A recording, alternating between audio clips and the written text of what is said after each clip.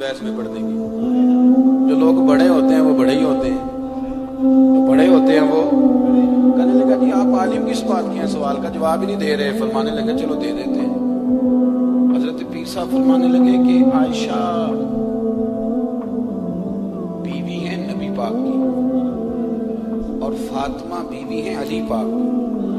فرمانے لگے یہ جو علی کی بیوی ہے یہ نبی کی بیوی سے افضل نہیں ہو سکتی. اور پھر فرمانے لگے کہ فاطمہ بیٹی ہے نبی پاک کی اور عائشہ بیٹی ہے ابو بکر صدیق کی. تو فرمانے لگے ابو بکر کی بیٹی کبھی بھی نبی پاک کی بیٹی سے افضل نہیں ہو سکتی. وہ بندہ کہتا ہے پیر صاحب نتیجہ کی یہ, فرمان لگے گھر جا کے کٹی میں گل دس چڑی ہے. نتیجہ بھائی بڑے لوگ بڑے ہوتے ہیں, بڑے لوگ بڑے ہوتے ہیں تو آپ بڑوں کے تولنے کیوں لگ گئے؟ آپ رشک دیکھیں کتنا ہے. وہ آپس میں رشک کر رہے ہیں, تم کہتے ہیں لڑائیاں کرتے تھے. وہ تو رشک کر رہے ہیں میرے بھائی, رشک. لیکن نا میرا دل کر رہا ہے آپ کو ایک خاص بات بھی عرض کی. حضرت القول البدیع میں نا امام سخاوی نے لکھا ہے, ان کا ذرا آپس میں رشک دیکھیں کتنا ہے. حسد نہیں, رشک. یہاں تو پیروں کی کرامتوں پر بھی پوری جناب وہ لڑائی چلتی ہے, پوری لڑائی. میرے پیر صاحب کی زیادہ ہے, وہ کہتا ہے میرے پیر صاحب کی زیادہ ہے. وہ خدا کا خوف کریں, پیر کی کرامت نہیں ہوتی, پیر کی استقامت ہوتی ہے. سنت شریعت پر پابندی ہوتی ہے. وہ جتنی زیادہ پابندی کرے اتنا زیادہ باعث کرامت ہے. حضرت سیدنا مولا علی شیر خدا فرماتے ہیں, امام سخاوی نے القول البدیع میں لکھا ہے, فرماتے ہیں کہ حضرت عمر کا زمانہ مبارکہ تھا. میرا بڑا ہی دل کر رہا تھا سرکار کی زیارت کروں. حضور کے وصال کو کافی سال بیت گئے, دل بڑا پریشان تھا. میں درود شریف پڑھتا پڑھتا سو گیا. میں نے خواب دیکھی کہ اللہ کے محبوب فجر کی جماعت کرا رہے. چر ہویا میں نے تر لے لیں گے کدی موڑ میرے ول واگا. یہ خواب میری وچ ایک بار جیاں میں ساری عمر نہ جاگا. کہتے ہیں حضور نماز پڑھا رہے تھے فجر کی, 2 سورتیں سرکار نے پڑھی پر مزہ ہی پڑا, بڑا ہی مزہ آیا, بڑا ہی مزہ. کہتے ہیں نماز مکمل کر کے نا تو سرکار نے صحابہ کی طرف رخ نور کیا تو ایک صحابی کھجوروں کا ٹوکرا لے کے آئے. یا رسول اللہ تازی کھجوریں پکیاں قبول کریں. حضور نے کھجور اٹھائی, صاف کی, کھائی, باقی ایک ایک صحابہ کو بانٹی. حضرت علی کہتے ہیں 15-16 صحابہ کے بعد میرا بھی نمبر لگا. کھجور کھائی, کھجور کا نہیں دست مصطفیٰ کا بڑا مزہ تھا. کہتے ہیں بڑا ہی مزہ آیا. ابھی میں کھجور کھا ہی رہا تھا کہ مسجد نبوی میں اذان ہو گئی. مولا علی فرماتے ہیں آنکھ کھل گئی, اٹھ میں گیا پر کھجور کا ذائقہ میرے منہ میں ابھی بھی موجود ہے. اب اس پر پورا باب باندھا ہے شاہ عبداللہ الہٰبادی نے. وہ کہتے ہیں کہ حضور جس کو خواب میں کوئی چیز دیتے ہیں وہ حقیقت میں بھی اسے دیتے ہیں. وہ خواب میں نہیں ہوتی, وہ حقیقت میں ہوتی ہے. پورا باب ہے. بہرحال عنوان پہ رہنا چاہتا ہوں. حضرت علی فرماتے ہیں میں اٹھا, وضو کیا, سنت پڑھی, مسجد چلا گیا. جا کے صف میں بیٹھ گیا. عمر فاروق آئے جماعت کرانے.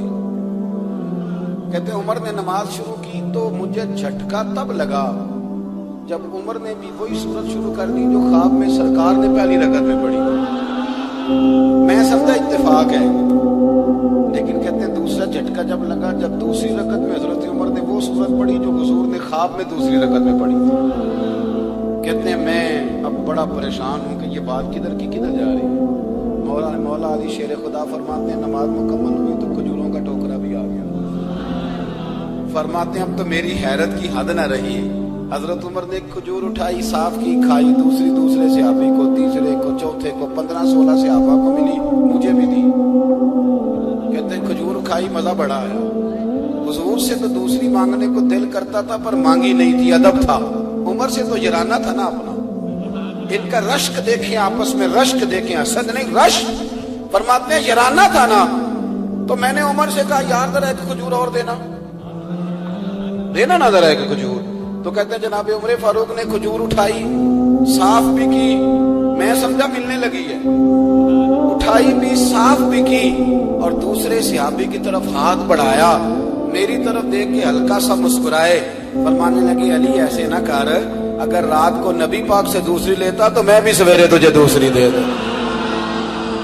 حضور سے دوسری لی نہیں, نبی پاک سے دوسری مانگی نہیں تو میں کیسے دے دوں. خواب میری وچ آیا سی ماہی تو میں ਉਹਦੇ ਗਲ ਵਿੱਚ ਪਾ ਲਈਆਂ ਬਾਹਾਂ ਡਰ ਦੀ ਮਾਰੀ ਅੱਖ ਵੀ ਨਾ ਖੋਲ ਡਰ ਦੀ ਮਾਰੀ ਮੈਂ ਡਰ ਦੀ ਮਾਰੀ ਅੱਖ ਕਿਉਂਕਿ ਆਈ ਇਹ ਰਾਤ ਵਿਸਾਲ ਦੀਵਾਲੀ ਰੱਬਾ ਇਹ ਰਾਤ ਮੁੱਕਣ ਨਾ ਦੇਵੀਂ ਇਹ ਰਾਤ ਮੁੱਕਣ ਨਾ ਦੇਵੀਂ डर दी मारी मैं अख भी ना खोला किते फिर बिछड़ ना जावा मेरे रसूल पाक के गुलाम रश्क करते थे रश्क हजरत अली कहते मैं रोया तो उमर भी रो पड़े कहने लगे अली जो रात तुझे नवाज के गए वो मेरे ऊपर भी करम फरमा के गए रश्क करे खुदारा छोड़ दे हसद करना छोड़ दे एक दूसरे से चलना अब तो आप यकीन करें दीनदार लोगों का अहले हक लोगों का जवाब दर जवाब जवाब और जवाब इस तरह हमने उलझाया है चीजों को कि नया आने वाला आदमी कहता है कि दीन की असल बात असल में बता कौन तो मेला लग गया कोई कहानी सुना रहा है कोई बात कर रहा है उसको गलत कह रहा है कोई बंदा ऐसा है ही नहीं जो बिल्कुल ठीक हो हमारे हसद ने इतनी तबाही कर किसी के हक में खैर वाली बात है जब आप हसद करेंगे तो बेसुकून रहेंगे दूसरी बात ये बेसुकून बंदा पता कौन रहता है मैंने ये भी आयत पढ़ी है अला बिज़िक्रिल्लाह तत्मइन्नुल कुलूब अल्लाह फरमाते याद रखो खबरदार हो जाओ अल्लाह का जिक्र करोगे तो दिलों में चैन पता है बेसुकून कौन रहता है जो नतीजा अपनी मर्जी का मानता है अकीदा तौहीद इस्लामी अकायद की जान है जब आपने कहा ला इलाहा इल्लल्लाह मुहम्मदुर रसूलुल्लाह सल्लल्लाहु अलैहि वसल्लम इसका माना यह है कि अब मैं अपने आप को ना अपने अल्लाह के हवाले करता हूँ अब रब गरीबी में रखे फिर भी मैं राजी हूँ बीमारी में रखे फिर भी राजी हूँ सेहत में रखे फिर भी औलाद दे तो फिर भी राजी हूँ ना दे तो समझे मेरी बात ये तौहीद है हम ना ठीक होना चाहते दोस्त अक्सर आके कहते हैं कि वजीफा बताएं तबीयत ठीक नहीं रहती तो उन्हें कहते हैं सूरह फातिहा पढ़ो कहते हैं बड़ी देर से पढ़ रहा हूँ पर शिफा नहीं हो रही तो मैं कहता हूँ फिर आप अल्लाह की रजा पे राजी हो जाए फिर अल्लाह की रजा पे राजी रहना भी तो सीखो ना राजी रहना भी तो सीखो बहुत सारी बेसुकूनी इस बात की है कि हम ना अपनी हम चाहते हैं मेरी मर्जी का सुकून हो मेरी मर्जी का घर हो मेरी मर्जी के बच्चे हो भाई ऐसा ना करें आप अपने हक में अपने रब के फैसलों को कबूल करें आप कबूल करें अपने मालिक के फैसलों तो लाले के पास ना एक बूढ़ी अम्मा अपना बेटा छोड़ गई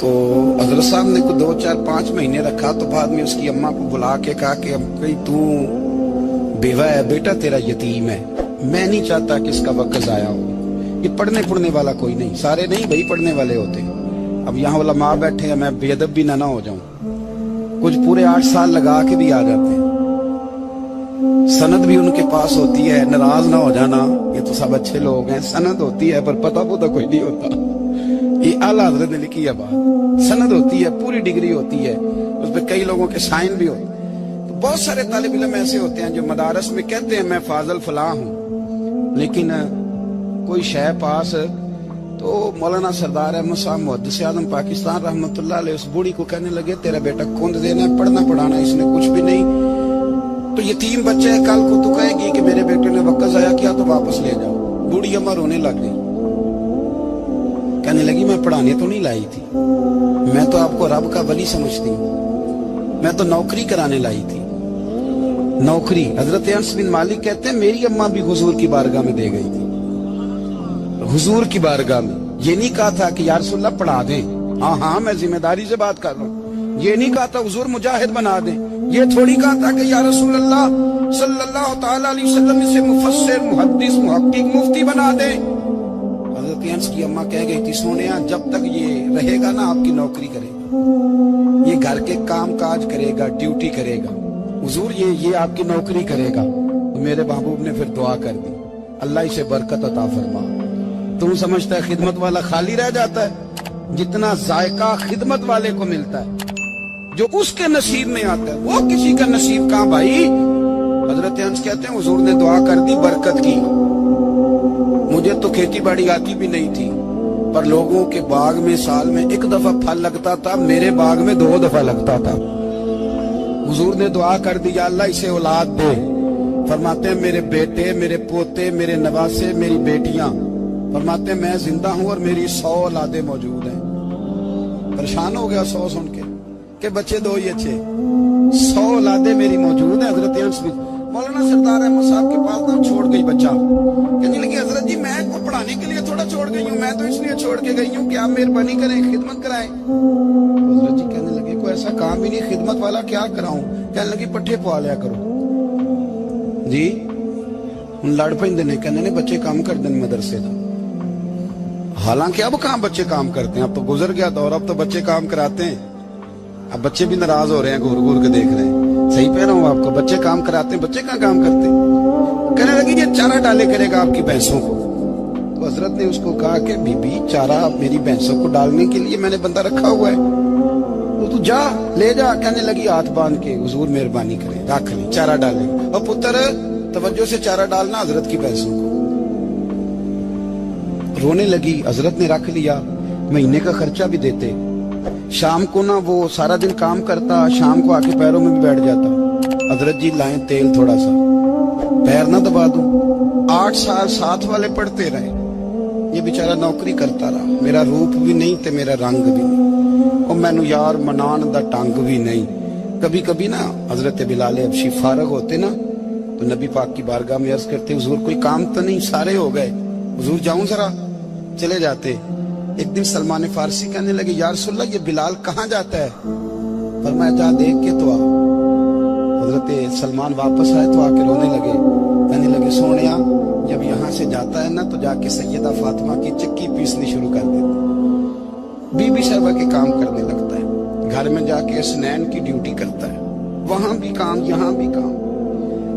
وہ چارہ ڈالتا رہا، اس نے چارہ ڈالا، حضرت محدث اعظم کی بھینسوں کو دستار فضیلت کا وقت آ گیا، سارے پگڑیاں سجا کے آ گئے، آج دستار ہوگی۔ یہ نہ پیچھے ہو کے بیٹھ گیا، چونکہ پڑھا ہی نہیں تھا تو دستار کاہے کی، دستار تو اس کی جو پڑھے گا، ہم نے تو پڑھا ہی نہیں، ہم نے تو یار پڑھا، گھر پڑھا، ڈیوٹی کری۔ حضرت محدث اعظم رحمت اللہ علیہ کے ہاں جب اعلان ہونے لگا نا کہ اب دستار ہوگی تو حضرت نے پہلا اعلان اس کا فرمایا۔ تو مجھے والا بندہ کپڑے بھی کدی کدی بدلتا ہے نا، وہ کہتا ہے جس حال میں بھی تھا میں پلٹ کے دیکھنے لگا کہ پڑھا پڑھایا تو ہے، کوئی شے نہیں، یہ ماجرا کیا ہے؟ پیچھے سے اٹھ کے آئے تو کہتے ہیں باقیوں کی دستار کسی عالم نے کی، کسی صوفی نے کی، لیکن یہ بھینسوں کو چارہ ڈالنے والا جب آیا تو محدث اعظم نے فرمایا پگڑی کے بال کو کوئی ہاتھ نہ لگائے، یہ ساری دستار میں نے کرنی ہے۔ اور فرماتے ہیں حضرت بال بھی دیتے جاتے تھے اور آنسو بھی بہاتے جاتے تھے، ماتھا بھی چومتے تھے، اور فرماتے تھے دستار کے بعد چلا تو نہیں جائے گا یار، مجھے تو عبادت بھی نہیں رہ گئی، مجھے تو چابیوں کو بھی نہیں پتا کون سی کہاں رہتی ہے، جائے گا تو نہیں؟ تو رو پڑا، کہنے لگا سونیا جائے تو وہ جس کے پلے کچھ ہے ہو، آتا جاتا تو ہے کچھ نہیں، مجھے کس نے رکھنا ہے، میں نے کہاں جانا ہے، ادھر کہاں، تو ادھر ہی رہوں گا۔ اس طالب علم کے سارے استاد بھائی کہتے ہیں اس نے دستار کرائی، پڑھا پڑھایا کچھ نہیں، پر جو مسئلہ اڑ جاتا تھا نا، وہ جو اڑ جاتا تھا نا، وہ جا کے اس سے پوچھتے تھے تو کتابیں کھولنے کی ضرورت نہیں پڑتی تھی۔ حضرت ام سلمہ رضی اللہ تعالیٰ عنہ کہتے ہیں میں نے عرض کی یا رسول اللہ صلی اللہ علیہ وسلم میری بچی بڑی بیمار ہے، تو مجھے کسی نے کہا ہے یہ تھوڑی سی نشے والی چیز ہے، یہ بنا کے تیار کر کے دو صحیح ہو جائے گی، بیمار ہے بچی تو یہ نشے والی چیز ہے، اس کو تیار کر کے دو، تھوڑا نشہ ہے۔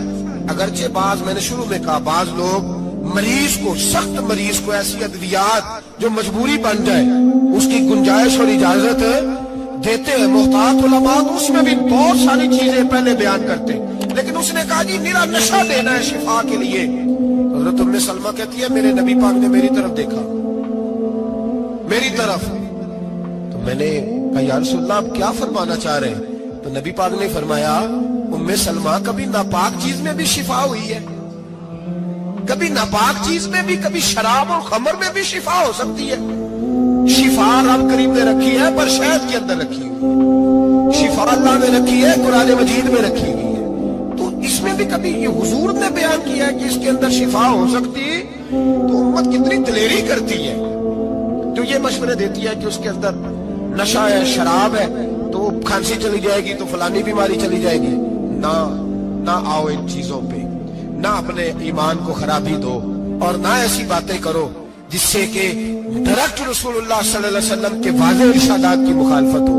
میرے نبی پاک صلی اللہ علیہ وسلم نے فرمایا. اور پھر کچھ لوگ کہتے ہیں تھوڑی پی ہے جی. اب تو میں تجزیے میں پڑھ رہا تھا کہ ایسی شراب ایجاد ہو گئی ہے, لوگ شراب پیتے ہیں اور وہ مست بھی رہتے ہیں, کار بھی چلاتے رہتے ہیں. کہتے ہیں جی نہیں ہمارا ذہن معاف نہیں ہوا تو یہ والی صحیح ہے, نشہ نہیں لاتی. میرے نبی پاک صلی اللہ علیہ وسلم نے فرمایا جس چیز کی تھوڑی مقدار زیادہ مقدار حرام ہے اس چیز کی تھوڑی مقدار بھی حرام ہے. جس کی زیادہ مقدار حرام ہے اس کی تھوڑی بھی. تو خمر اور شراب اگر فل پینا جائز نہیں تو تھوڑی پینا بھی جائز. یہ حرام ہے اور حرام تھی اور قیامت تک حرام ہی رہے گی. میرے نبی پاک صلی اللہ علیہ وسلم نے منع کیا اور حضور نے اظہار ناپسندیدگی فرمایا. فرمایا 40 دن تو عبادت ہی قبول نہیں ہوتی شراب پینے والی جب تک سچی توبہ نہ کرے. یہ لفظ جب ادا کرتا ہوں تو شرم سے میری زبان لڑکھڑاتی ہے کہ یار درباروں پہ بھی نشہ بکتا ہے. میں یہ بات کر رہا ہوں صوفیاء کا ترجمان, درباروں پہ مزاروں پہ.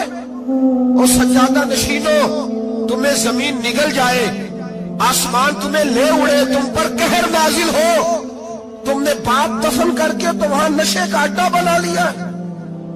ماؤں سے بیٹے چھیننے لگے ہو, عورتوں کے سروں سے کپڑے چھیننے لگے ہو, سہاگ مارنے لگے ہو, بیٹیاں اور بیٹے یتیم کرنے لگے ہو, نشہ بیچتے ہو درباروں اور مزاروں پہ. یہ تماشا لگ گیا. کیسے کروں یہ بات, پر کرنی پڑ رہی ہے, مجبوری ہے. یہ مضمون مکمل نہیں ہو سکتا. بند کر دیں وہ دربار, ہمیں نہیں چاہیے جن درباروں پہ نشہ بکتا ہے. میں ذمہ داری سے کہہ رہا ہوں, بات ریکارڈ ہو رہی ہے. جوتے کی نوک پہ وہ سجادہ نشین جو امت کو ڈرگز دیتا ہے, وہ سجادہ نشین کا ڈیرا نہیں, وہ گند کا اڈا ہے. وہاں سے فیض نہیں مل رہا, امت کی تباہی ہو رہی ہے. بتا دو, پھیلا دو, اس کو اعتراض کرنا ہے کرو. میرے رسول پاک سید عالم صلی اللہ تعالی علیہ وسلم کا دین ضروری ہے. کسی پیر کی سجادگی ضروری, بولیے سجادگی ضروری. بڑی ذمہ داری سے کہہ رہا ہوں اور نمائندگی کر رہا ہوں اپنی جماعت کی. نہ ہمارے بزرگوں نے کل اس کی حمایت کی تھی, نہ آج کرتے ہیں, نہ قیامت تک کریں گے. بند کر دیں وہ دربار اور مزار. بزرگ دنیا میں یہ کام کرنے آئے تھے اور ہماری سوچ اتنی گر گئی ہے, اتنے ہم کمزور ہو گئے. کہتے ہیں جب اس کو چڑھ جاتی ہے تو پھر بڑی معرفت کی باتیں سناتا ہے. تجھے شرم نہیں آئی یہ لفظ کہتے ہوئے؟ اب نشہ ہی تجھے معرفت سکھائے گا. اب تو شرابی سے, بھنگی چرسی سے دین سیکھے گا. کہتے ہیں اس نے پی ہوئی تھی, چڑھی ہوئی تھی, میں بات کر دی تو میرا کام بن گیا. اتنی گندی اور میلی سوچ صاحب ایمان کی ہوتی ہے. تو اب نشیوں سے جا کر دعائیں کرائے گا. سن, میرے نبی پاک صلی اللہ علیہ وسلم نے فرمایا جو شراب پی لے, نشہ کر لے, اس کی تو 40 دن تک عبادت رب قبول نہیں فرماتا. تو کہتا چڑھی ہوئی تھی تو اس نے دعا کر دی, تجھے شرم ہی نہیں آئی بات کرتے, حیا ہی نہیں کیا تو نہ جملہ بولتے. یہ کوئی تصوف اور طریقت ہے, جاؤ اٹھا کے لے جاؤ. ایسی کوئی تصوف اور طریقت ہمیں نہیں چاہیے.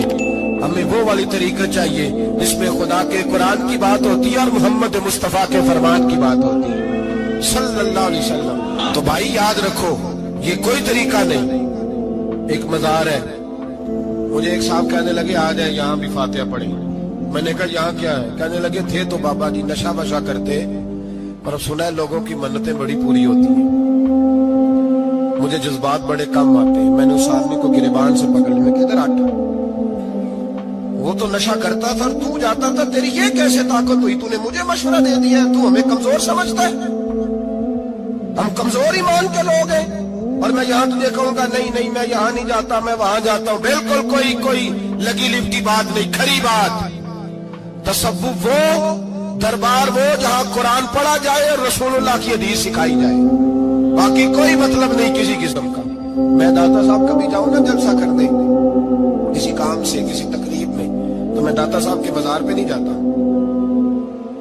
میں کہتا ہوں یار یہ جرانہ نہیں کہ بندہ کسی کام آیا تھا تو فاتحہ پڑھ لیا, واپس چلو.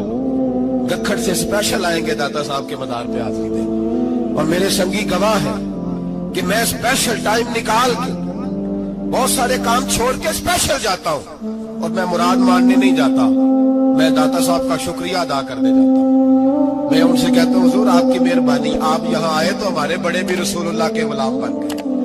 मैं तो सलाम अकीदत पेश करने जाता हूं।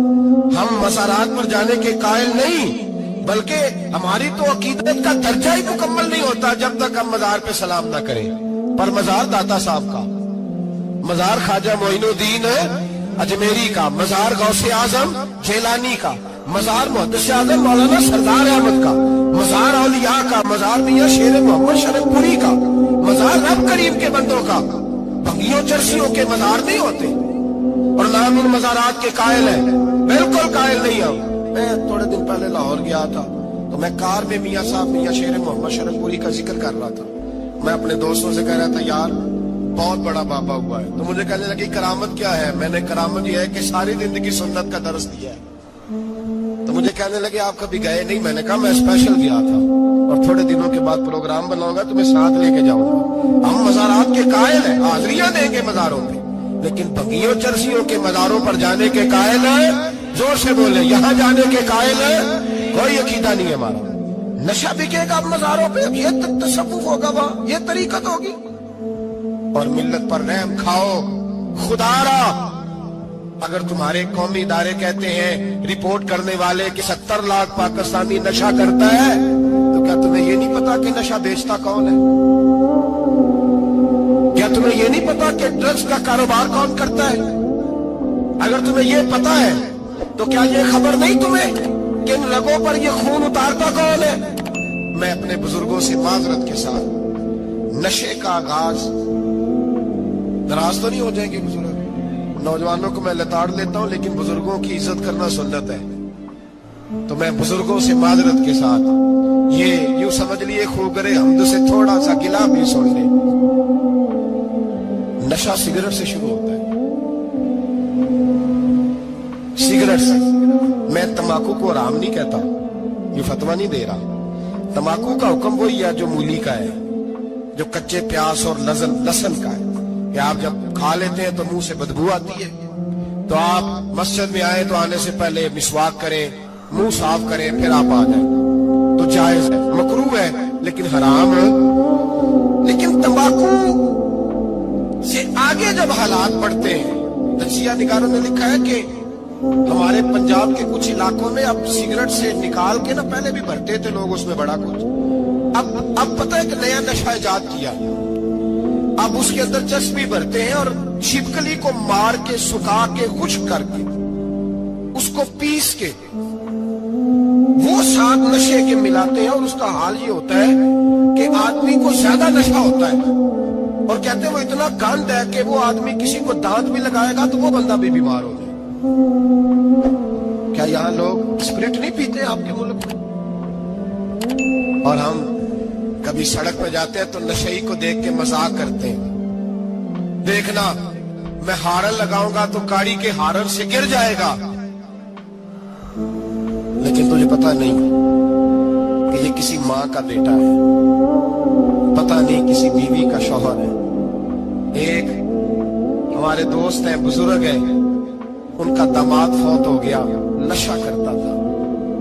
तो मैं ताज़ियत करने उनके घर पहुंचा तो खड़े हो गए हाथ बांध के, कहने लगे हज़रत साहब बाकी सारिया गल्लां छड़ दियो, सिर्फ नशे पे तकरीर करया करो। वो जब जीता था तो तब भी उसके बच्चे यतीम ही थे, यतीम ही थे। मेरी बेटी जब मेरे घर आती थी और मैं अपने पोतों के उतरे कपड़े उसे पहनने को देता था तो मेरा कलेजा फटता था। और मेरी बेटी उसकी जिंदगी में भी बेवा की जिंदगी गुजार रही थी। वो मेरी बहुओं के उतरे हुए कपड़े पहनती थी। कोई दुआ करो, कोई जलसे करो, ये लत खत्म हो जाए। और कहने लगा अब मेरे वो चला तो गया है, दादा दादी इसके पहले कोई नहीं, चचा है कोई नहीं, जब तक तो मैं जिंदा हूँ इन नवासों को कि रोटी का लुकमा को कपड़ा मिल जाएगा। लेकिन सोचता हूँ मैं बूढ़ा हूँ, मर गया तो इनको कोई पूछेगा भी कौन इनकी खबर। इतना जुल्म इस कौम से, इतनी ज्यादती, और आराम से लिखकर लोग गुजर गए कि ये 70 लाख है, इनका दर्द तो समझो, तकलीफ तो समझो। 7 फुट का सोना जवान اور نشے کا عادی ہے تو کسی نالی میں پڑا ہوا ہے. اور میں نے کہا اس قوم کے ساتھ اس سے بڑا بھیانک مذاق کیا ہوگا. کوئی دانشور تھا بڑا ظالم. اس ظالم سے کوئی مشورہ لینے آیا. اس نے آ کے کہا تو بڑا ظالم ہے, بڑے کڑوے مشورے دیتا ہے, میرا ایک دشمن ہے, میں اس سے بدلہ لینا چاہتا ہوں, میرا دل کرتا ہے اس کا بچہ قتل کر دوں تاکہ وہ تڑپے. تو ظالم نے کہا اسے قتل نہ کر, وہ تو اس کا باپ 2-4 مہینے رو کے چپ کر جائے گا. اور پھر میں سخت سزا دینا چاہتا ہوں, مشورہ دے. تو اس نے کہا اس کے بچے کو نشے پہ لگا دے. جس کا بچہ نشہ کرے گا وہ باپ روز مرے گا, روز جیے گا, وہ ماں روز مرے جیے گی, نشے پہ لگا دے. اس قوم کے ساتھ سب سے بڑا ظلم یہ ہوا کہ ملت کا جوان نشے پہ لگ گیا, ڈرگز پہ لگ گیا. اتنے تباہ حالات ہوئے کہ جوان چڑھتی جوانیاں.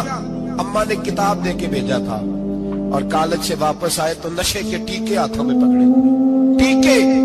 اور آپ کے اس ملک کے اسلام آباد میں ایک دن میڈیا نے وہ خبر بھی وائرل کی اور وہ چیز بھی دکھائی لوگوں کو. 3 مہینے کا بچہ لے کے نشئی سڑک پہ آ گیا. اس نے کہا میرا نشہ ختم ہو گیا, میرا بچہ خرید لو, 2 پڑیاں دے دو.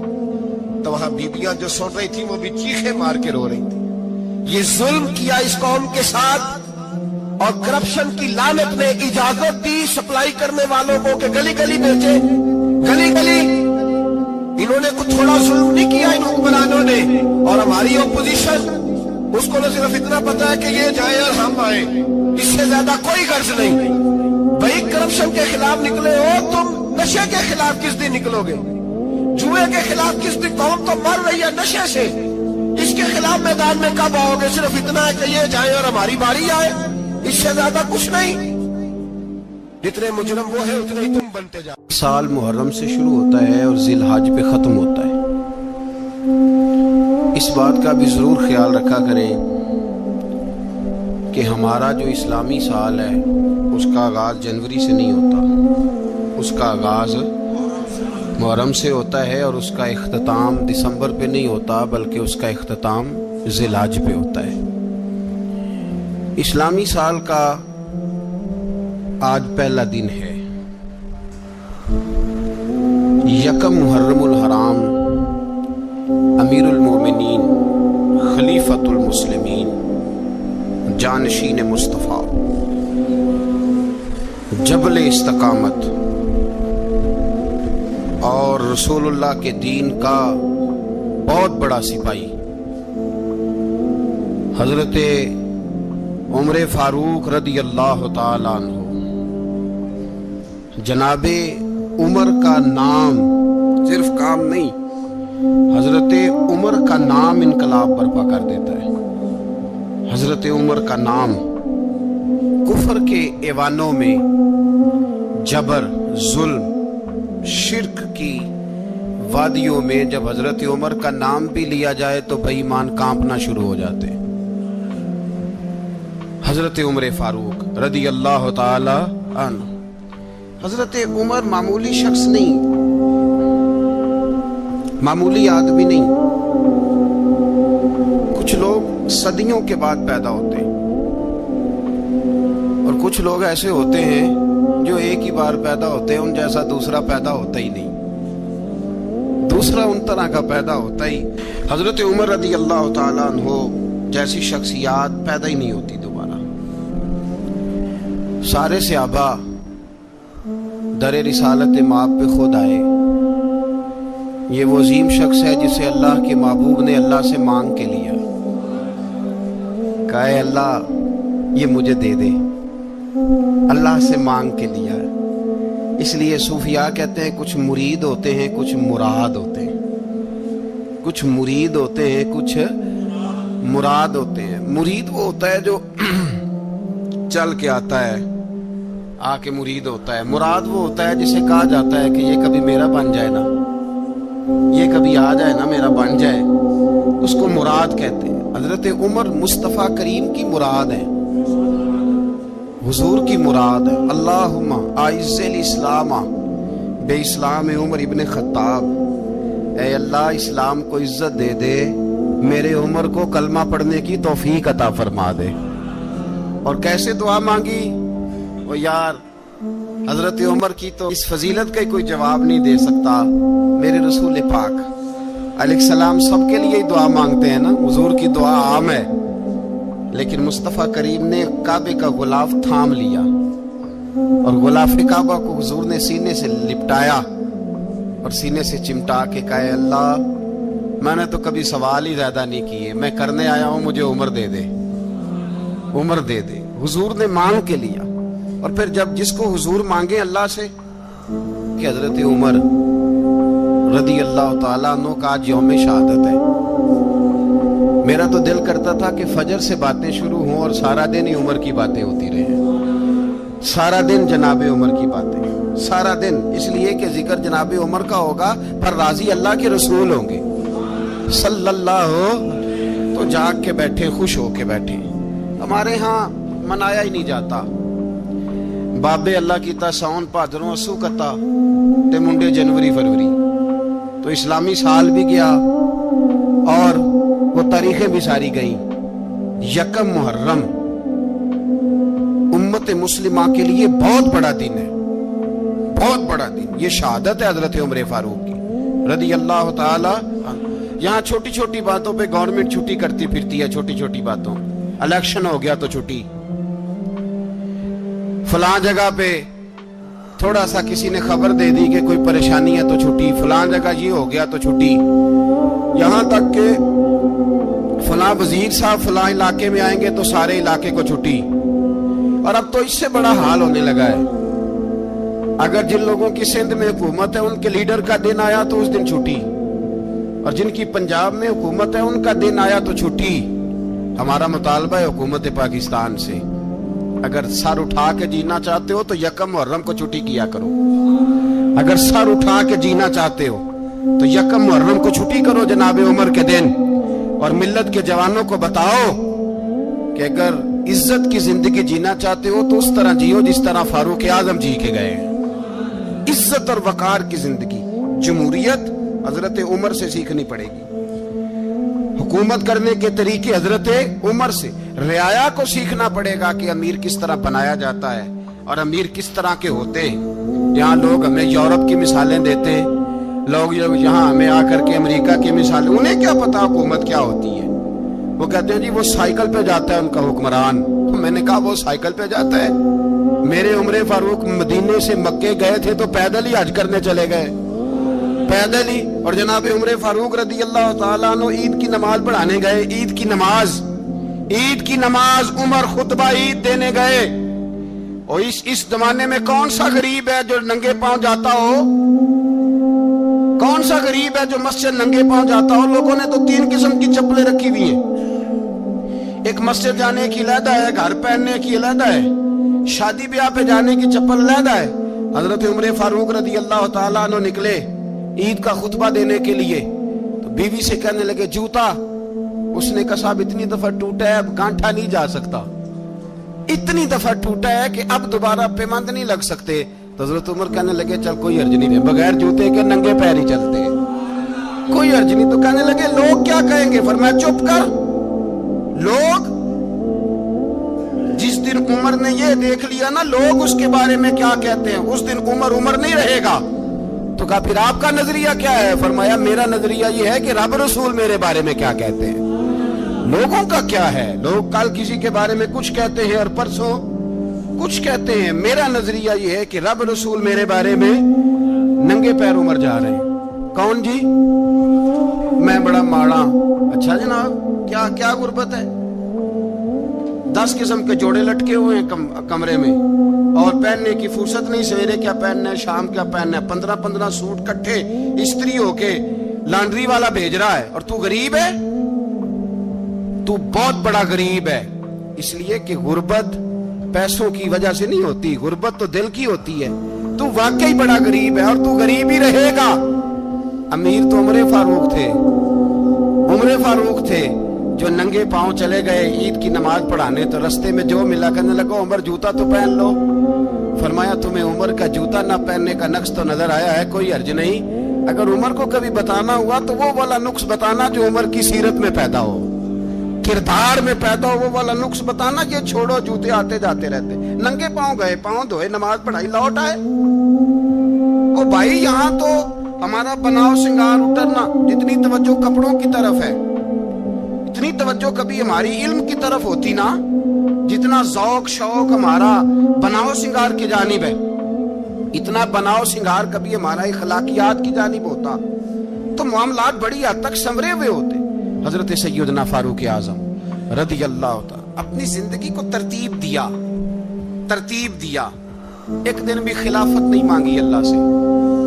हजरत औफ बिन मालिक अशजई एक सहाबी है। हजरत औफ बिन मालिक रदी अल्लाह तआला अन्हु फरमाते हैं कि जनाब अबू बकर सिद्दीक का जमाना था तो मैंने ख्वाब देखा,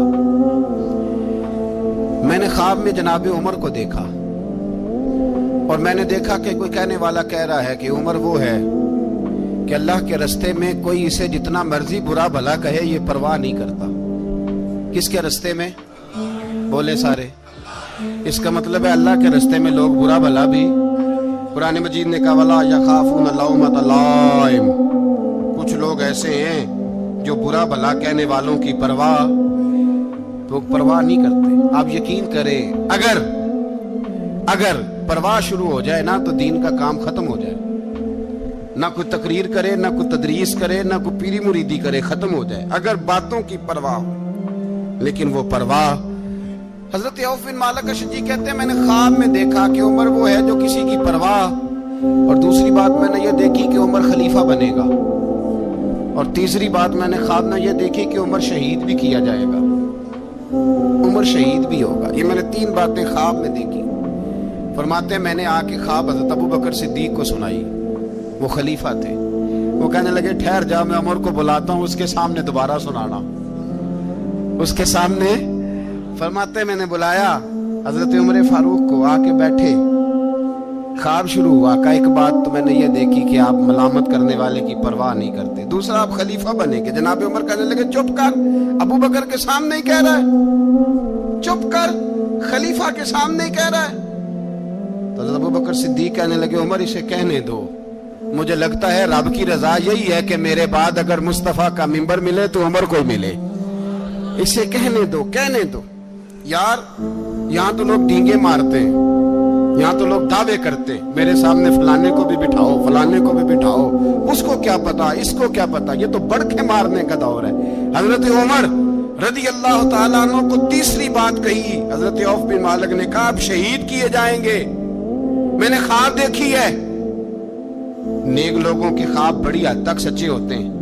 कहा मैंने ख्वाब देखी है। तो हजरत उमर कहने लगे शहीद तो दलेर लोग होते हैं, शहीद तो दलेर, जिसे सारा जमाना दलेर कह रहा है वो अपने बारे में क्या कह रहे हैं? कहते हैं शहीद तो दलेर, मैं तो काहिल सा आदमी हूँ, सुस्त आदमी हूँ, मैं तो इतना काम ही नहीं करता, तो ये ख्वाब तूने जो ठीक है देखा है ना, फिर से देखना। तो अबू बकर सिद्दीक फरमाने लगे आजिज़ी ना कर, इनकिसारी ना कर, तो जो कह रहा है ठीक कह रहा है, लेकिन मुझे सुन के शुक्र भी हुआ है और अफसोस भी हुआ है। अफसोस इस बात का कि तेरे जैसा बतले अजीम चला जाएगा, और शुक्र इस बात का कि रब तुझे जिंदगी भी एजाज वाली देगा, और शहादत की मौत दे के अल्लाह तुझे मौत भी इज्जत वाली अता फरमाएगा। अल्लाह मौत भी तुझे इज्जत वाली देगा, तुझे कायलों जैसी मौत अल्लाह। हजरत फारूक आजम रदी अल्लाह, भाई यहाँ तो इस जमाने का सबसे बड़ा मसला प्रोटोकॉल है। लोगों को पता होता है कामिल पीर है, कामिल मुर्शिद है, लोग नहीं जाते। मैं किसी का मुरीद हो जाऊं, मेरा प्रोटोकॉल किधर गया? पता होता है ये कामिल उस्ताद है, मैं इसके पास बैठूंगा तो मेरी तरबियत करेगा, लेकिन लोग शागिर्द नहीं बनते। मैं किधर गई? ये जो प्रोटोकॉल की मुसीबत है ना, इसने बड़े बड़े लोग जीरो कर दिए, बड़े बड़े लोग। और ये मत समझे कि आपका वजीर आजम प्रोटोकॉल लेता है या आपका सदर प्रोटोकॉल, वुज़ारा, ऐसी कोई बात नहीं। हम छोटे तबके से लेकर बड़े सारे प्रोटोकॉल के कायल हैं। हमारा तो दामाद भी कहता है कि मुझे पूछा नहीं मैं तुम्हारे घर क्यों आऊं। हमारा तो भाई हर शख्स ऐलान करता है प्रोटोकॉल का, फलाने ने इज्जत नहीं दी तो वापस आ जाओ, फलाने ने सलूट नहीं किया तो वापस आ जाओ। लोग जहां सलूट करना चाहिए वहां भी सलूट कराने के कायल हैं। पर हजरत उमर रदी अल्लाह ताला حضرت عمر کی سادگی اور پھر جناب عمر کی عاجزی جب انسان اپنے اوپر سوار کر لیتا ہے نا، سوار کر لیتا ہے، میں بدکار پرانا خادم کسے در ملی نہیں ٹوئی، اتے واصف یار نے نظر جو کی تھی تے واصف ہی۔ میں اکثر سوچتا ہوں حضور نے جہاں بھی کہا نا، فرمایا میرے بعد نبی ہوتے تو خطاب کے بیٹے عمر ہوتے۔ حضور نے فرمایا عمر جس رستے سے جاتا ہے شیطان وہ رستہ بدل جاتا ہے۔ نبی پاک صلی اللہ علیہ وسلم نے فرمایا میرا عمر وہ ہے کہ اس کی زبان پر حق جاری ہے۔ حضور علیہ السلام نے فرمایا 950 سال حضرت جبریل میرے عمر کی شان بیان کریں تو ان کی عظمت ختم نہیں ہوتی۔ 950 سال جبریل عظمت بیان کرے تو ختم نہیں ہوتی۔ یہ بات ہے حضرت عمر کی، اور فرمایا عمر ابو بکر کی نیکیوں میں سے ایک نیکی ہے، یہ شان ہے اب عمر فاروق رضی اللہ تعالیٰ عنہ کی۔ حضور نے فرمایا میرے بعد نبی ہوتے تو عمر ہوتے، جس گلی سے عمر آئے شیطان رستہ بدل جائے۔ میرے عمر فاروق کی شان 950 سال بیان ہو تو ختم نہ ہو۔ عمر کی زبان پر اللہ حق بیان کرتا ہے، جو عمر کہتا ہے وہی رب کر دیتا ہے۔ حضور ساری زندگی فضیلتیں بیان کرتے رہے، عمر جواب میں کیا کہتے ہیں؟ کوئی بتائے نا کہ یہ والی حدیثیں کبھی عمر نے بھی روایت کی ہوں کہ حضور نے میرے بارے میں یہ کہا ہے۔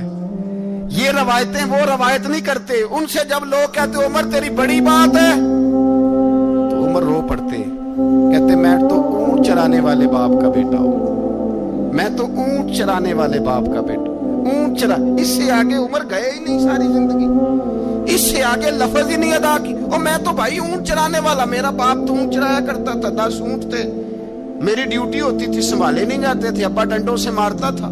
ساری زندگی عمر حج کرنے گئے، ایک خشک تنا کھجور کا عمر فاروق رضی اللہ تعالیٰ عنہ نے اس کو اپنے کلاوے میں لیا، رونے لگے۔ لوگوں نے کہا عمر کیا ہوا؟ فرمانے لگے یہاں میں اونٹ چرایا کرتا تھا، یہاں میں اونٹ چراتا تھا، 10 اونٹ سنبھالے نہیں جاتے تھے۔ دیکھو رسول اللہ کی شان، آج ساری امت چلانے کا طریقہ عطا فرما دیا ہے۔ ساری نظریے سے پیار۔ یار پیسہ کس کو برا لگتا ہے؟ آپ جس آدمی کی 50 کروڑ کی پراپرٹی ہے اس کو پوچھیں سب سے غریب، آپ کو وہی نظر آئے گا۔ وہ کہے گا میں ٹائٹ ہوں، حالات بڑے۔ میں کئی باری پوچھے انہوں نے، میں کہتا ترجمہ بھی 10 چھڑوں کی ہے، ہمیں تو سمجھ نہیں آتی۔ اور ٹائٹ حالات کون سے ہوتے ہیں جی؟ جس آدمی کا کروڑوں میں کاروبار ہے نا، اس کو آپ چھیڑے وہ رونے لگ جائے گا، رونے۔ تو کئی میں نے ایسے دیکھے ہیں کرائے کا مکان ہے، ان سے پوچھے صاحب کیا حال ہے، تو کہتے ہیں جتنی اللہ نے شان والی زندگی ہمیں عطا کی ہے کسی کو نہیں دی۔ اس کا مطلب ہے خوشی بھی یہی ہے اور غم بھی یہی، اندر سے خوشی ہے، اندر سے ہی۔ تو نے اگر راضی رہنا ہے تو ادھر سے رہنا ہے، ناراض رہنا ہے تو بس اپنے آپ کو خوش رکھے گا تو ہو جائے گا۔ سارے صحابہ مل کے آئے، کہنے لگے عمر فاروق سے کہنا ہے نبی پاک کے زمانے میں تو ظاہراً غربت تھی، ابو بکر کے دور میں بھی غربت تھی، اب تو بڑا محال ہے۔ عمر سے سفارش کرو کہ عمر نیا کرتا پہنا کرے۔ ملکوں کے سفیر آتے، عمر وہی پھٹی پرانی چادر اوڑھ کے، اور وہی کئی جگہ پہ پیوند لگے سوٹ پہن کے سفیروں کے سامنے بیٹھ جاتا ہے۔ عمر کو مشورہ دو، طے ہو گئی بات۔ سب نے جب مشورہ دے لیا تو سارے کہنے لگے یہ بتاؤ شیر کی مونچھ کو ہاتھ کون لگائے گا؟ کہنا کس نے ہے؟ بندہ بھی تو ڈھونڈو نا۔ نے کہا جناب میرا یہ خیال ہے کہ مولا علی شیر خدا کہیں گے، کیونکہ جس شخص کی عمر کو سب سے زیادہ حیا کرتے دیکھا وہ شیر خدا مولا علی ہے رضی اللہ تعالی علی کہیں گے۔ اس لیے کہ جناب علی تو کئی دفعہ جب گفتگو کرتے تھے تو حضرت عمر چپ کر جاتے تھے اور فرماتے تھے علی نہ ہوتا تو میں ہلاک ہو جاتا۔ تو کہا علی سے کہو۔ جناب علی شیر خدا کو بلایا، کس کام کے لیے جی؟ اللہ اکبر۔ یہ ذرا اپنے اس دور پہ اس بات کو ذرا لاکا جناب ان سے کہیں کہ زیادہ نہیں، ایک کرتا نیا پہن لے، سفیر آتے ہیں وزیر آتے ہیں تو ایک کرتا نیا پہن لے۔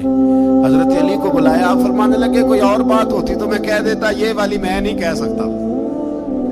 کوئی اور ہوتی تو میں عمر کو کئی دفعہ کہہ دیتا ہوں، جلال میں بھی تو سن، یہ والی میں نہیں کہہ سکتا۔ میں تمہیں ایک مشورہ دیتا ہوں۔ کہ وہ کیا؟ کہنے لگے سیدہ عائشہ صدیقہ سے کہو وہ مومنوں کی ماں ہے، عمر ٹالے گا نہیں۔ اماں جی سے جا کے کہا اماں جی نیا کرتا عمر سے کہیں پہن لیں، وزیر آتے ہیں بڑے بڑے لوگ، تو چلو کوئی عرض نہیں۔ اماں جی نے کہا اچھا کوئی بات نہیں، میں بلا لیتی ہوں۔ جناب عائشہ نے پیغام بھیجا، جب خادم نے کہا نا مصطفیٰ کے گھر سے پیغام آیا ہے، تو 20 لوگ بیٹھے تھے، عمر کانپتے ہوئے اٹھے، کانپتے دوڑے۔ حضرت عائشہ پردے میں تھی تو فرماتی ہیں عمر اتحیات کی حالت میں بیٹھ گئے۔ کہا اماں جی دیر تو نہیں ہو گئی مجھے آنے میں؟ کہا نہیں، ٹائم پہ آ گئے ہو، کس لیے بلایا تھا؟ کہا عمر دیکھو غربت کے معاملات اور ہوتے ہیں، جب اللہ آسانی دے تو کوئی چیز استعمال کرنا حرام نہیں ہوتی، اگر حرام ہے تو بتاؤ۔ کہا نہیں اماں جی حلال ہی ہے۔ تو فرمایا پھر اتنے سفیر آتے ہیں، مشیر آتے ہیں، اب تو مال غنیمت بڑا آتا ہے، ڈھیر لگ جاتے ہیں مسجد میں، تو چل ایک نیا کرتا تم بھی پہن لیا کرو، اور آپ نیا کرتا پہنو گے تو دھاگ بیٹھے گی غیروں پر۔ تو صحابہ کا مشورہ ہے کہ آپ نیا لباس پہنے۔ اماں جی کہتی ہے میں نے حکم دیا تو عمر چپ کر گئے، گردن جھک گئی۔ تھوڑی دیر کے بعد سیدنا عمر فاروق نے سر اٹھایا تو داڑھی پہ آنسو گر رہے تھے، رو پڑے، کہنے لگے پاک محبوب کی پاک بیوی جیسے حکم کرتی ہو میں حاضر ہوں، پر مجھے وہ والا لباس پہنانا جو میرے مصطفیٰ نے پسند فرمایا ہے۔ اگر یہ رنگ رسول پاک کا ہے تو میں حاضر ہوں، اور اگر نبی پاک کا نہیں تو پھر جیسے آپ حکم کریں۔ جناب عائشہ کہتے ہیں عمر روئے تو میں زیادہ روئی، میرا پلو بھیگ گیا آنسوؤں سے۔ میں نے کہا عمر آپ جائیے۔ عمر یوں نکلے تو جو صحابہ کھڑے تھے وہ کونے میں تھے، سارے آ گئے۔ کہا اماں جی کیا بناؤ؟ فرمایا بھائی تم سب جو باتیں کہتے ہو وہ اپنی جگہ ٹھیک ہیں، پر عمر جو بات کرتا ہے وہ سب سے زیادہ ٹھیک ہے۔ عمر جس پہلو پر بات کرتا ہے وہ یار ایسی عاجزی، ایسا رنگ، ایسا انداز، ایسا طرز حیات، ایسی زندگی۔ اولاد کے معاملے میں لوگ بزدل ہو جاتے ہیں، بزدل۔ پر حضرت عمر کا بیٹا مصر گیا، وہاں سے کمائی کر کے لایا، تجارت کرنے گیا، لاکھوں کا مال۔ کون سا باپ ہے دنیا میں جس کا بیٹا باہر سے پیسے لے کے آئے تو ابا تفصیل پوچھے کہ بیٹا کہاں سے کمائے، کہاں سے لایا، کتنے ملے، کیوں آئے؟ کون سا باپ تفصیل پوچھتا ہے؟ ابا تو کہتا ہے لا صحیح، اور تعریفیں کرتا ہے میرا بیٹا بڑی کمائی کرتا ہے۔ کبھی پوچھا ہے اس سے کہ ڈیوٹی صحیح دیتا ہے کہ نہیں؟ کبھی پوچھا ہے کہ تو ایمانداری کی روزی لاتا ہے کہ حرام کی کماتا ہے؟ یہ باپ کی ذمہ داری ہے، یہ اماں کی ذمہ داری ہے۔ پھر کہتا ہے بیماری کیسے آ گئی، پریشانی کیسے آ گئی؟ تو نے کبھی سوال کیا اپنی اولاد سے؟ حضرت عمر فاروق رضی اللہ تعالیٰ عنہ کا بیٹا مصر سے پیسے کما کے لایا تو جناب عمر نے بلایا، فرمایا بیٹے اتنی تو تیرے پاس راس ہی نہیں تھی، تھوڑے سے تو پیسے لے کے گیا تھا، اتنی کمائی کیسے ہو گئی؟ اتنے تو پیسے نہیں تھے صاحب، کہاں سے کمائی لائے؟ اس نے کہا ابا جی وہ جو میرے چچا ہے نا مصر کے گورنر، آپ کے دوست، انہوں نے میری مدد کی ہے۔ فرمایا جتنے لوگ گئے تھے سب کی ہے مدد اس نے؟ کہا نہیں صرف میری کی۔ فرمایا تیری کیوں کی؟ تیری کیوں کی؟ کہا حضور آپ کے دوست ہیں۔ فرمایا چپ کر، حضور انہوں نے مجھے اتنے پیسے دیے، میں نے کاروبار میں ڈالے تو نفع آیا تو میں ان کی رقم دے کے۔ فرمایا خاموش ہو جا، باقی جتنے لوگ گئے تھے سب کی مدد کی اس نے؟ کہا نہیں حضور صرف میری کی۔ فرمایا اس نے تیری مدد نہیں کی، اس نے خلیفہ کے بیٹے کی مدد کی، اس لیے کہ وہ خلیفہ کو اپنے حق میں نرم کر سکے۔ فرمایا آدھا مال تیرا ہے، آدھا مال غنیمت کا ہے، مال خزانہ کا ہے، مسلمانوں کا ہے، اس لیے کہ تو جو وہاں سے مال کما کے لایا ہے وہ اپنے باپ کے خلیفہ ہونے کی وجہ سے کما کے لایا ہے، لہذا رکھ ادھر۔ یہاں کہتے ہیں کدھر سے آیا، کیسے آیا، کون سا حساب دیں، کیا کریں؟ او بھائی حضرت عمر رضی اللہ تعالیٰ عنہ کا اپنی اولاد کے بارے میں یہ رنگ ہے۔ ایک جنگ سے نا خوشبو آئی، خوشبو بڑی مہنگی ہوتی تھی، عرب میں خوشبو آج بھی بڑی مہنگی ہے، وہ زیادہ استعمال کرتے ہیں۔ میری باتوں کی سمجھ آ رہی ہے میرے بھائیوں؟ بڑی مہنگی خوشبو تھی۔ جب وہ خوشبو آئی تو حضرت عمر نے کہا، گھر میں پہلے پہنچی حضرت عمر کے، چونکہ زیادہ عورتیں استعمال کرتی تھی گھر کے اندر خوشبو، مرد بھی لگاتے تھے۔ حضرت عمر نے اپنی بیوی سے کہا، آپ کی زوجہ تو تھی وہ بڑی خوشبو کو پسند کرتی تھی۔ حضرت عمر نے اپنی زوجہ سے کہا کہ خوشبو لاؤ، میں نے ایک عورت کی ڈیوٹی لگائی ہے، وہ खुशबू तोल तोल के ना तो हिस्सा बराबर सहाबा में बांट देगी। तो आपकी ज़ौजा कहने लगी किसी बीबी की ड्यूटी लगाने की क्या जरूरत थी, मैं जो मौजूद थी मैं बांट देती हूँ तोल के भाई हिस्सा बराबर। आपने फरमाया नहीं तू रहने दे, तो फलानी बीबी बांटेगी। हुजूर मैंने भी बांटनी है, मेरे पे कुछ हक है?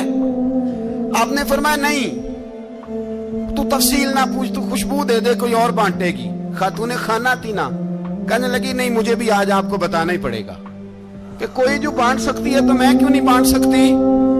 ज़ौजा कहती उमर ने बात की तो मेरी चीखें निकल गई। हजरत उमर फरमाने लगे जब तू खुशबू बांटेगी ना तेरे हाथों को भी लगेगी, तेरे दुपट्टों को भी लग जाएगी। अगर रब करीम ने मुझसे सवाल पूछा कि उमर खुशबू तो मुसलमानों की थी, तेरी बीवी के दुपट्टे को क्यों लग गई, तो मैं अल्लाह के हुजूर क्या जवाब दूंगा। अगर अल्लाह ने ये सवाल किया कि तेरी बीवी ने क्यों लगाई, वो तो हिस्सा था मुसलमानों का, तो तूने तेरी बीवी ने क्यों लगाई। तो फरमाया मैं नहीं चाहता कि अल्लाह के हुजूर मुझे और तुझे बाजपुरस हो, लिहाजा किसी और को बांटने दे। ज़ौजा रोई और तड़प के कहने लगी उमर मुझे लगता है सुबह कयामत भी तेरी बीवी होने की वजह से अल्लाह मुझे जन्नत अता फरमा देगा, तेरी ज़ौजा होने की बरकत से। भाई ये मेयार रखा, खुदा की कसम ऐसा शख्स तारीख में दोबारा नहीं आया। इतना बड़ा आदमी, इतना बड़ा शख्स, इतना बड़ा आदमी, और फिर रंग ये है कि उमर 22 लाख मुरब्बा मील का हुक्मरान, 22 लाख, और खजूर के दरख्त के नीचे मट्टी का ढेला लेके सो गए हैं, परवाह ही कोई नहीं, कोई मसला ही नहीं।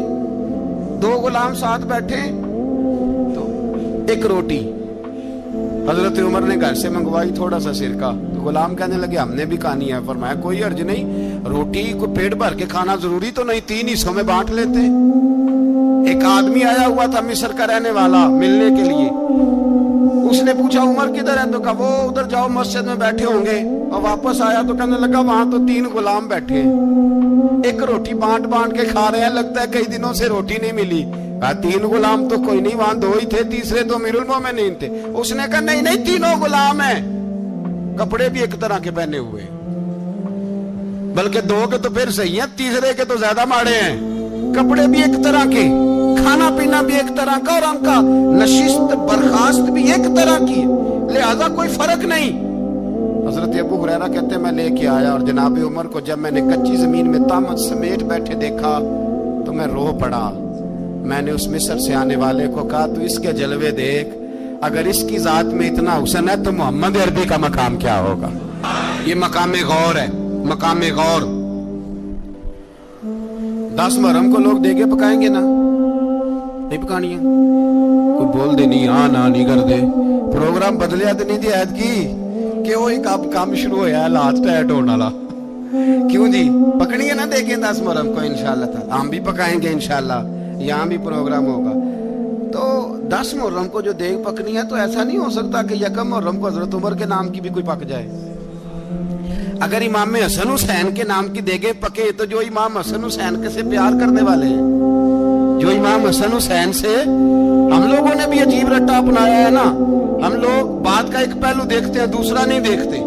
हजरत इमाम हसन और हुसैन को भी नबी पाक ने शहीद कहा, और जनाब उमर को भी रसूलुल्लाह ने खुद शहीद फरमाया, फरमाया शहीद है, खुद फरमाया अपनी जुबान से कि ये शहीद है, खुद मेरा उमर शहीद है। तो उनके नाम की देग नहीं पकनी चाहिए, उस तरफ नहीं हमारी तवज्जो होनी चाहिए। और अहले बैत नबू, ये बात मैं पहले भी करता हूँ, आज फिर करना जरूरी समझता हूँ। अहले बैत का प्यार सुन लो कान खोल के, अहले बैत का प्यार अगर हमें किसी ने सिखाया है तो सैयदना उमर फारूक ने सिखाया है। अहले बैत नबुव्वत की मोहब्बत अगर किसी ने सिखाई है तो किसने सिखाई है, बोल के बताइए। हजरत उमर ने, अहले बैत का प्यार हमें हजरत उमर ने बोल करके सिखाया है। भाई याद रखें, किसी की ताकत नहीं थी दम मारने की, हजरत उमर के सामने ताकत ही नहीं थी, कैसरो किसरा कांप जाते थे, जुर्रत ही नहीं करते थे हजरत। और हमारे तो तल्लकात बड़े हैं ना गैरों से। हजरत अबू मूसा अशअरी रज़ी अल्लाह ताला अन्हु फरमाते हैं मेरा मुंशी साई था, वो कातिब कहते थे वो लोग, मेरा हिसाब किताब ईसाई था। तो फरमाते हैं ایک دن میں نے وہ سارا حساب کتاب لین دین کے حضرت عمر کو دکھایا تو فرمانے لگے جس نے لکھے ہیں اس کو بلاؤ. کہنے لگے حضور مسجد نہیں آ سکتا. کیوں نہیں آ سکتا؟ کہنے لگے وہ عیسائی ہے. کہتے ہیں حضرت عمر جلال میں آ گئے. آپ فرمانے لگے جنہیں رب دور کرتا ہے تم کیوں قریب کرتے ہو؟ جنہیں اللہ دور کرتا ہے. فرمایا تم غیروں کو اگر عہدے دو گے تو اپنوں کا کیا بنے گا؟ اگر تم غیروں کو عہدے دو گے تو اپنوں کا. یہ سوچ ہے جو آج برما کے مسلمانوں کے لیے بھی ضروری ہے. کہا اگر تم غیروں کو عہدے دو گے تو اپنوں کا. ہم نے غیروں کو عہدے دیے تو دیکھا نا اپنے کس طرح کاٹے جا رہے ہیں. غیروں کو جو عہدے دے دیے یرانے سارے غیروں سے. روز دعویٰ ہوتا ہے چین ہمارا سجن ہے, چین ہمارا دوست ہے.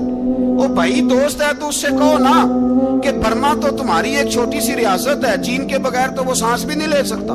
اس کو کہو نا اس حکومت پہ دباؤ ڈالے. لیکن ہم لوگوں نے غیروں کو عہدے دیے تو اپنے پس گئے. حضرت عمر کہتے تھے ذمی کا ہم ادب کریں گے.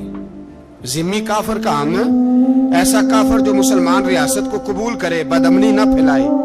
ایک آدمی کو آپ نے دیکھا آنکھوں سے نابینا ہے اور بھیک مانگ رہا ہے, تو حضرت عمر کو نظر آ گیا. فرمایا کون ہو؟ اس نے کہا میں یہودی ہوں. فرمایا بھیک کیوں مانگتے ہو؟ کہا جب تک تندرست تھا مسلمانوں کو جزیہ دیتا تھا, بوڑھا ہو گیا ہوں کیا کروں. حضرت عمر نے گھوڑے کی پشت پہ بٹھایا کافر کو, گھوڑے کی پشت پہ بٹھایا اور بٹھا کے مدینے لائے. حضرت علی شیر خدا وزیر خزانہ تھے. فرمایا علی اس کا وظیفہ جاری کرو. کہا یہ کون ہے؟ فرمایا یہ یہودی ہے لیکن یہ ہمیں جزیہ دیتا رہا, بوڑھا ہو گیا بیچارہ, بھیک مانگنے پہ مجبور ہے, ہماری حکومت کے اندر رہتا ہے, اس کا پورا وظیفہ جتنا خرچہ اتنا وظیفہ لگاؤ. حضرت علی کہتے ہیں میں وظیفہ لگا رہا تھا اور وہ میرے نبی کا کلمہ پڑھ رہا تھا, وہ رسول اللہ کا کلمہ پڑھ رہا تھا. یہ